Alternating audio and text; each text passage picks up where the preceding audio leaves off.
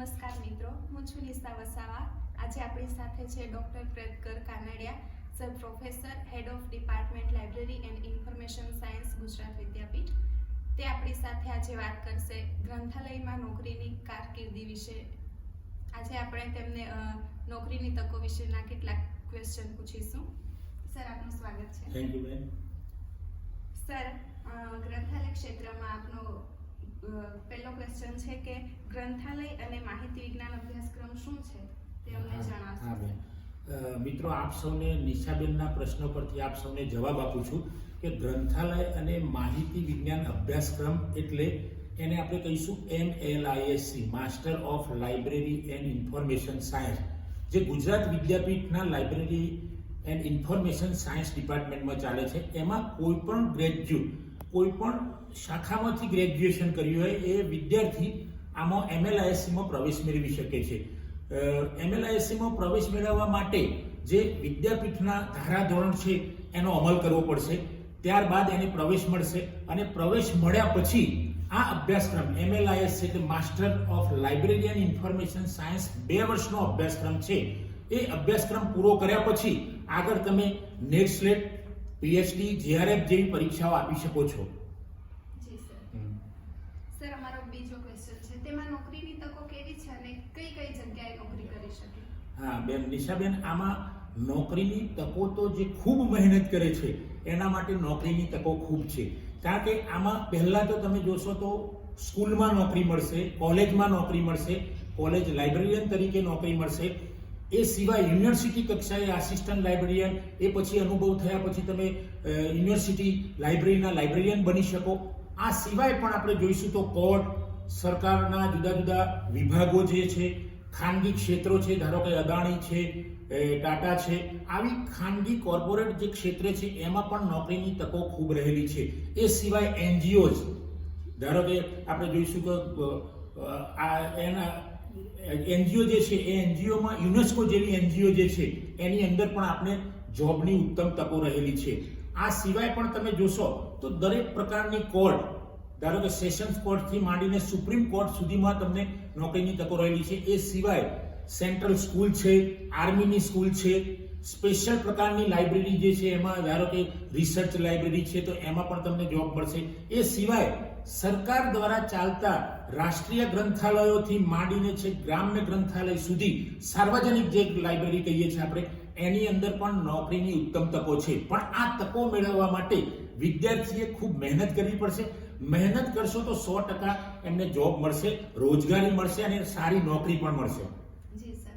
Sir, તો આપના ભૂતપૂર્વ વિદ્યાર્થી હાલમાં ક્યાંક નોકરીની તકોમાં જોડાયેલા હશે અને તો તમે એમના વિશે થોડી વાત કરશો? હા બેન, ગુજરાત વિદ્યાપીઠના લાઇબ્રેરી અને ઇન્ફોર્મેશન સાયન્સ ડિપાર્ટમેન્ટના તો ઘણા વિદ્યાર્થીઓ સરકારી, ખાનગી કોર્પોરેટ ક્ષેત્રે, એ સિવાય પણ જે સંસ્થા દ્વારા ચાલતા ગ્રંથાલયો છે, સેલ્ફ ફાઇનાન્સ કોલેજ દ્વારા ચાલતા ગ્રંથાલયો છે એની અંદર જોબ કરે છે. પણ જે વિદ્યાર્થીઓની અત્યારે હાલ મને માહિતી છે, જે મને યાદ છે એની વાત કરીશું તો કૌશિક પરમારે સેન્ટ્રલ સ્કૂલમાં લાઇબ્રેરિયન તરીકે સારા પેકેજ સાથે જોબ કરે છે.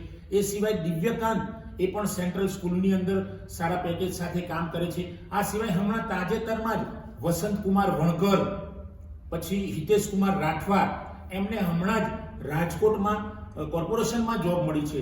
એ સિવાય વિજય દેસાઈ એટલે કે વિજેશ દેસાઈ, એ પણ CUGમાં જોબ કરે છે.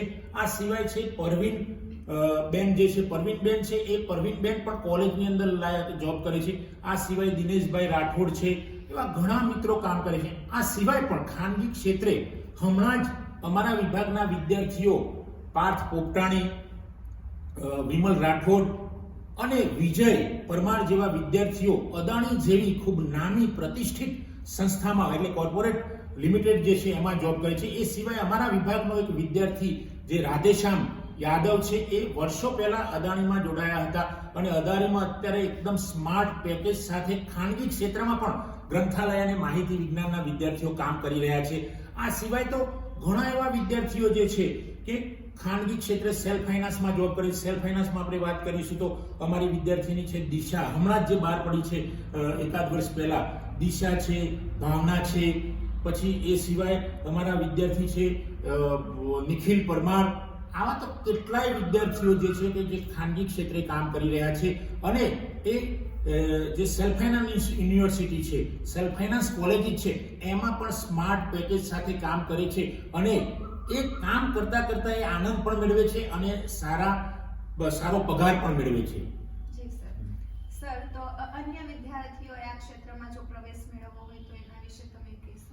હા, આમાં પ્રવેશ મેળવવો હોય ગુજરાત વિદ્યાપીઠના library and information science department એટલે ગ્રંથાલય અને માહિતી વિજ્ઞાન વિષયમાં પ્રવેશ મેળવવો હોય તો જે તે વિદ્યાર્થી મિનિમમ ક્વોલિફિકેશન ગ્રેજ્યુએશન કોઈ પણ શાખાના વિદ્યાર્થી મેળવી શકે છે અને એમાં ગુજરાત વિદ્યાપીઠની વેબસાઇટ એટલે કે www.gujaratvidyapith.org વેબસાઇટ પર જઈને ત્યાં પ્રવેશ અથવા તો એડમિશન ઉપર જઈને ક્લિક કરશે તો એને લગભગ માર્ચ મહિનામાં એની જાહેરાત આવતી હોય છે, માર્ચ મહિનાના અંત સમયમાં. તો એમાં જઈને જો ક્લિક કરશે તો ત્યાં એને બધી જ માહિતી મળી રહેશે અને ફોર્મ કેવી રીતે ભરવું અને એમાં કેવી રીતે આગળ જવું એ બધી જ માહિતી એને ત્યાંથી મળી રહેશે. જી સર, થેન્ક યુ.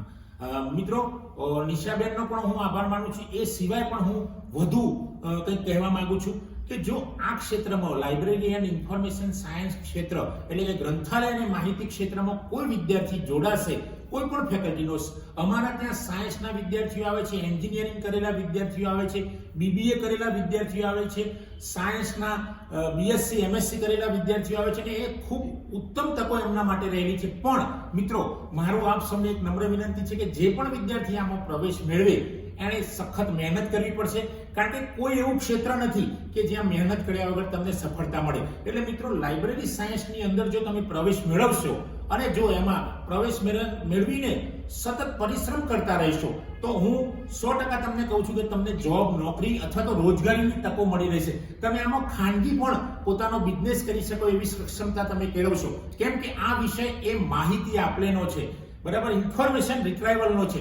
તો આપ મિત્રો સૌને મારી નમ્ર વિનંતી છે કે આમાં પ્રવેશ મેળવશો તો તમને રોજગારીની તકો ખૂબ ઉત્તમ રહેલી છે. પણ એના માટે તમારે જોઈએ છે સખત મહેનત, સખત પરિશ્રમ અને એક ધ્યેય કે મારે ગ્રંથાલય વિજ્ઞાનમાં નોકરી મેળવવી છે. મિત્રો, આમાં નોકરીમાં તમે કોઈ પણ યુનિવર્સિટીમાં પ્રોફેસર પણ બની શકો છો. આસિસ્ટન્ટ પ્રોફેસરથી માંડીને એસોસિએટ પ્રોફેસર સુધી તમે પહોંચી શકો છો. તો આમાં ઉત્તમ તકો રહેલી છે. તો મિત્રો, આપ સૌ આવો અને આમાં પ્રવેશ મેળવો અને આપની પ્રગતિ કરો, આપની કારકિર્દી ઘડો અને ખૂબ આગળ વધો. જય હિન્દ, જય ભારત.